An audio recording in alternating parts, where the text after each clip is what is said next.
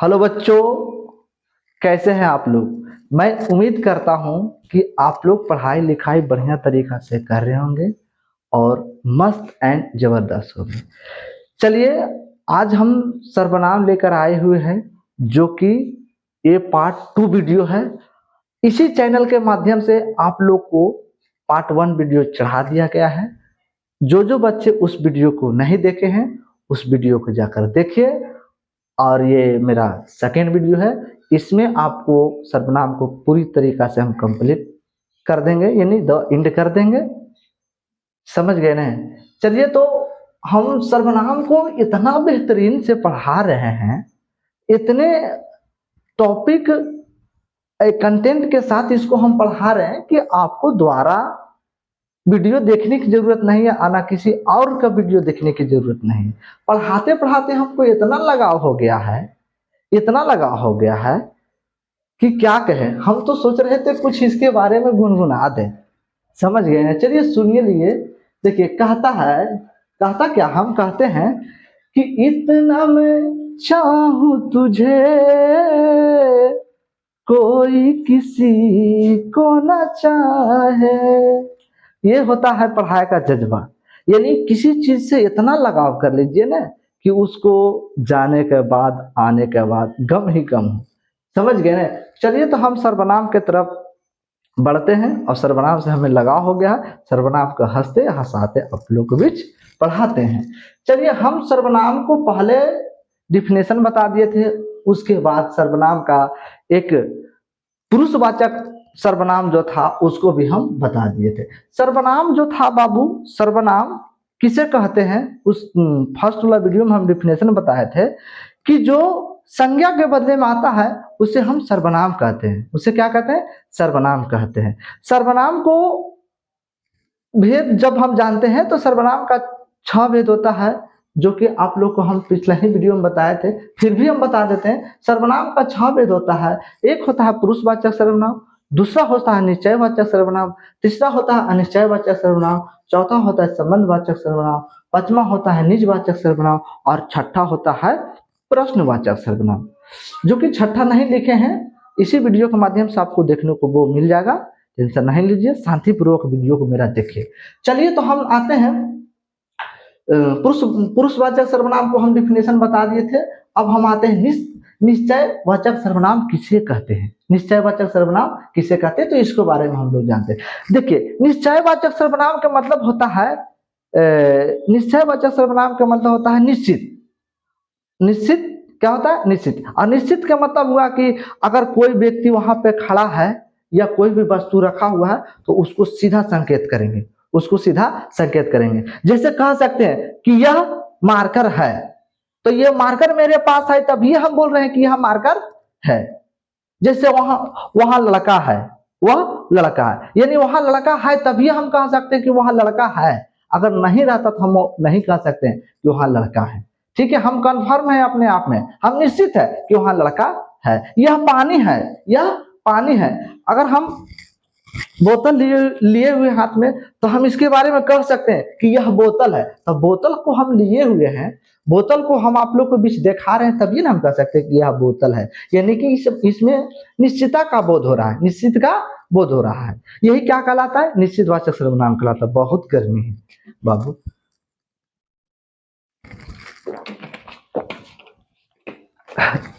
तो हम डिफिनेशन जानते हैं निश्चितवाचक सर्वनाम किसे कहते हैं। तो देखिएगा, सर्वनाम के जिस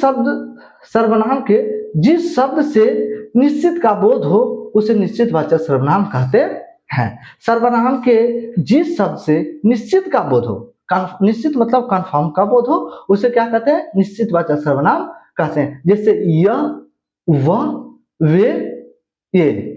अब इसका मतलब होता है, एक अब हम आप लोगों को वाक्य बता देते हैं। देखिए, जैसे यह पुस्तक है, यानी वहां पे पुस्तक है तभी हम कह रहे हैं कि वह पुस्तक है। उसके बाद वह लड़का पढ़ने में तेज है, यानी कहने का मतलब वह लड़का जो है पढ़ने में तेज है, तभी हम उसके बारे में कह रहे हैं कि वह लड़का पढ़ने में तेज है। यह मेरा भाई है, यानी कहने का मतलब है कि मेरे पास भाई है, तो हम उसको कह सकते हैं कि मेरा भाई है। भाई है तो अपना अपना होता है, चलिए उसके बाद देखिए वे सब पढ़ रहे हैं, यानी कहने का मतलब कि वे सब पढ़ रहे हैं, तभी हम उसके बारे में कह रहे हैं कि वो सब क्या कर रहे हैं, पढ़ रहे हैं। चलिए तो निश्चितवाचक सर्वनाम में जिस सर्वनाम से निश्चितता का बोध होता है, यानी निश्चित का बोध होता है, उसे निश्चितवाचक सर्वनाम कहते हैं। जैसे ये पुस्तक है, यह मार्कर है, वहाँ लड़का है, वह लड़का है, ये सब निश्चित का बोध होता है। अब हम आते हैं अनिश्चितवाचक सर्वनाम। क्या आते हैं बाबू? अनिश्चितवाचक सर्वनाम किसे कहते हैं? तो अनिश्चितवाचक सर्वनाम को जानने से पहले मेरा डेफिनेशन जान लीजिए। अनिश्चित का मतलब होता है कि इसमें आपको पता नहीं चलेगा कौन है, नहीं है, क्या है, समझ गया ना? ये इसमें अंदाजा लगाकर हम बोल सकते हैं, इसमें अंदाजा लगाकर बोल सकते हैं। जैसे कहने का मतलब कि दरवाजे पर कोई आया है, हमको पता नहीं है कौन आया है कि नहीं आया है। दरवाजे पर कोई आया है तो हमको पता थोड़ा है कि कौन आया है कि नहीं आया है। तो ये किसका बोध हो रहा है? ये अनिश्चित का बोध हो रहा है। किसका बोध हो रहा है? अनिश्चित का। जैसे कहने का मतलब नदी में कोई बह रहा है तो पता नहीं स्त्री बह रहा है कि पुरुष बह रहा है, या कोई जानवर बह रहा है, ये हम निश्चित आप लोग को थोड़ा बता रहे हैं, ये अनिश्चित का बोध होता है। कोई बह रहा है मतलब हमको पता नहीं कि कौन बह रहा है। ठीक है, बहुत गर्मी है, पंखा चालू करना पड़ेगा। ये हमको पता नहीं कि किसका बोध हो रहा है। ठीक है, तो अब हम डिफिनेशन आपको बताते हैं कि अनिश्चितवाचक सर्वनाम किसे कहते हैं। तो सुनिएगा इधर, जिस सर्वनाम से किसी व्यक्ति, वस्तु या भाव के अनिश्चित का बोध हो, यानी कंफर्म हमको पता नहीं रहे, कंफर्म हमको पता नहीं रहा, अनिश्चित का बोध हो, पता नहीं चलेगा कि किसका बोध हो रहा है, यानी है या नहीं है, कोई वस्तु है या नहीं है, ये अनिश्चितवाचक सर्वनाम कहलाएगा। फिर से सुनिएगा, जिस शब्द से किसी व्यक्ति, वस्तु, भाव के अनिश्चित का बोध हो, उसे अनिश्चितवाचक सर्वनाम कहते हैं। जैसे कोई, कौन, कुछ, किसी, कोई, कौन, कुछ, किसी, यानी कहने का मतलब है। अब हम आते हैं वाक्य में, नदी में कोई बह रहा है, ये हमको पता नहीं कौन बह रहा है, बताए नबी जस्ट बताए कि नदी में कोई बह रहा है, तो हमको थोड़ा पता कि कौन बह रहा है, स्त्री बह रहा है कि पुरुष बह रहा है कि कोई जानवर बह रहा है या कोई वस्तु बह रहा है, जिसमें कंफर्म पता नहीं हो वो अनिश्चितवाचक सर्वनाम होगा। जैसे दरवाजे पर कोई आया है, जाके दरवाजा पर देखो तो कोई आयल है, तो इसका मतलब क्या है? हमको पता नहीं है, लेकिन आवाज से पता चल रहा है कि कोई है, कोई है। उसके बाद देखिए, खाने में कुछ खाने में और कुछ नहीं है, जैसे हमको भूख लगता है तो मम्मी के पास जाते हैं, बोलते हैं माँ जी खाना दीजिए, तो खाना लाकर देती है। उसके बाद कहते हैं और कुछ नहीं है, मतलब बोलते हैं कि और कुछ नहीं है, जैसे कुछ वो दे दिए खाने के लिए, फिर भी हमको मन कर रहा है कुछ और मांगने के लिए, कुछ और खाने का मन कर रहा है, तो बोलते हैं ना कुछ और नहीं है, ऐसे बोलते हैं। इसका मतलब कि हम भी कंफर्म नहीं करके बोल रहे हैं कि हमको दाल रोटी खाना है, नहीं तो हमको सब्जी रोटी खाना है, उनको हम कंफर्म नहीं बता रहे, वो अनिश्चित के रूप में उसको हम बता रहे हैं। किस रूप में बता रहे हैं? अनिश्चित के रूप में बता रहे हैं। चलिए आगे हम जानते हैं, निश्चय जान गए, अनिश्चय जान गए। अब हम आते हैं संबंध में। किस में आते हैं? संबंध में। तो संबंध में संबंधवाचक सर्वनाम किसे कहेंगे? तो इसमें एक शब्द दूसरे शब्द, यानी मुख्य शब्द आश्रित शब्द पर संबंध बताएगा।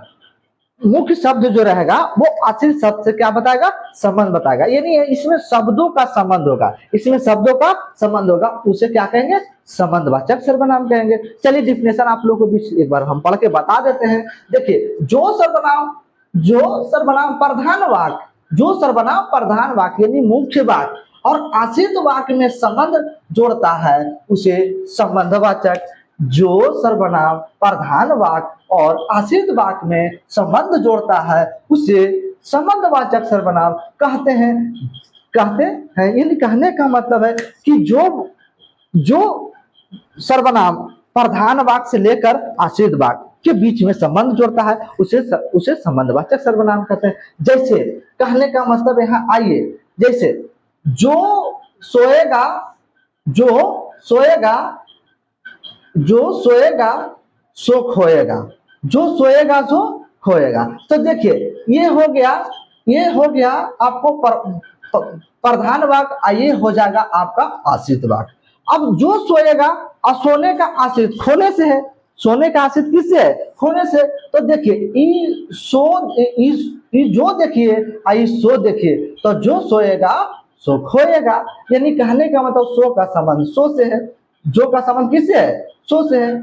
उसके बाद देखिए, जहां वहां जहां वहां, जहां चाह वहां राह, तो जहां का संबंध वहां से, जहां के संबंध कहां से, वहां से। उसके बाद जैसी, जैसी और वैसी, तो जैसी करनी वैसी भरनी, देख रहे हैं ना, जैसी करनी वैसी भरनी। तो एकरा में एगो प्रधान वाक्य है आ एकरा में एगो कौन वाक्य है, आपको आश्रित वाक्य है, जैसी करनी वैसी भरनी। तो ये वाक्य और ये वाक्य आपस में क्या है, संबंध बता रहा है। उसके बाद देखिए, जिसकी लाठी उसकी भैंस, तो जिसकी देखिए उसकी देखिए, जिसकी देखिए उसकी देखिए, जिसकी जैसा उसकी लग रहा है ना, तो ये आपस में क्या है बाबू, संबंध बता रहा है। क्या बता रहा है, संबंध बता रहा है। चलिए एक बार फिर से फ्रेश से आप लोग को बता देते हैं। देखिए संबंधवाचक सर्वनाम किसे कहते हैं, तो प्रधान वाक्य और आश्रित वाक्य का संबंध बताएगा। जैसे जो के संबंध सो से, जहां के संबंध वहां से, जैसे के संबंध वैसे से, जिसकी संबंध उसकी से। चलिए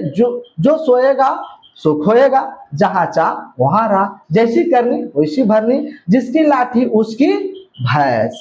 ये संबंधवाचक सर्वनाम का उदाहरण था।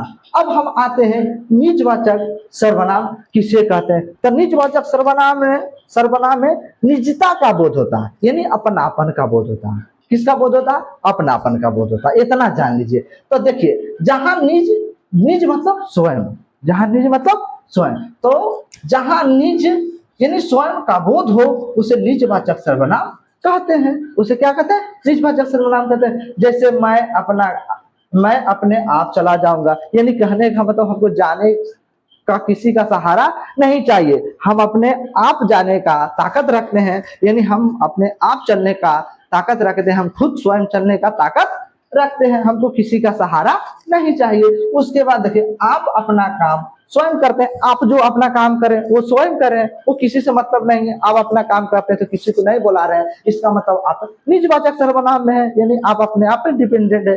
किस पे, अपने आप पे डिपेंडेंट है। तो जिसमें स्वयं का बोध हो, जिसमें अपना का बोध हो, उसे निजवाचक सर्वनाम कहते हैं। और एक बच गया आपको प्रश्नवाचक सर्वनाम, जो कि आपको हम बताते हैं। और एक बच गया था प्रश्नवाचक सर्वनाम, उसको हम बता देते हैं। देखिएगा प्रश्नवाचक सर्वनाम क्या होता है, ये सब पहले हमको मिटाने दीजिए। चलिए बहुत बढ़िया, चलिए आइए, प्रश्नवाचक सर्वनाम किसे कहते हैं। तो देखिएगा एक बच गया था छठा, प्रश्न प्रश्नवाचक सर्वनाम किसे कहते हैं। तो देखिए प्रश्नवाचक सर्वनाम किसे कहते हैं, सबसे बता डिफिनेशन को बताने से पहले आप लोग को हम बता देते हैं कि प्रश्नवाचक सर्वनाम किसे कहते हैं। तो प्रश्न से मतलब आप लोग को समझ में आ रहा होगा, प्रश्न का मतलब हुआ कि कोई हमसे जवाब मांग रहा है, कोई हमसे जवाब मांग रहा है, यानी कोई हमसे उत्तर मांग रहा है। वो प्रश्न करेगा तो हम क्या देंगे, उत्तर देंगे, समझ रहा है ना। तो कोई व्यक्ति हमसे प्रश्न करेगा, वो प्रश्नवाचक सर्वनाम में जाएगा। किस में जाएगा, प्रश्नवाचक सर्वनाम में जाएगा। जैसे इसका डिफिनेशन लिखा देते हैं, इसका डिफिनेशन लिखाते हैं, सर्वनाम के जिस शब्द से प्रश्न, सर्वनाम के जिस शब्द से प्रश्न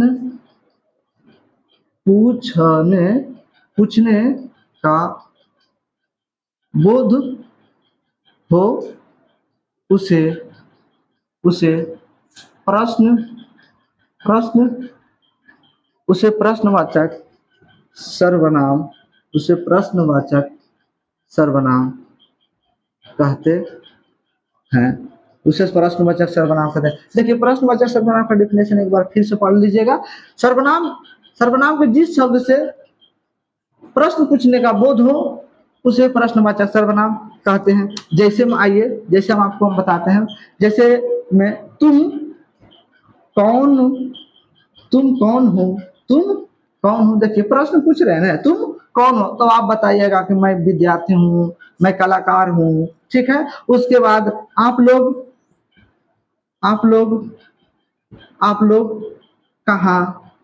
लोग कहाँ जा रहे हैं, तो आपसे सवाल उठा रहे हैं, आपसे क्या उठा रहे हैं, सवाल उठा रहे हैं, आपसे प्रश्न पूछ रहे हैं, आप लोग कहाँ जा रहे हैं। उसके बाद तुम लोग क्यों क्रिकेट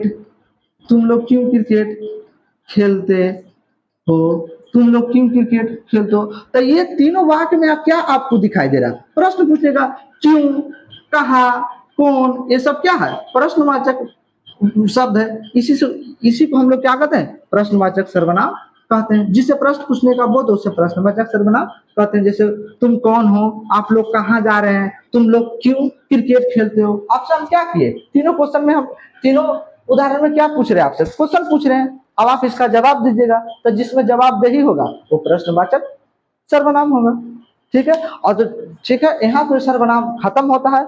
और यदि जो मेरा वीडियो आपको बढ़िया लगता है तो आप मेरे चैनल को सब्सक्राइब कीजिएगा, और साथ ही आप एक कमेंट और लाइक भी कीजिएगा। आपका कमेंट और लाइक हमारे लिए ऊर्जावान होता है। धन्यवाद।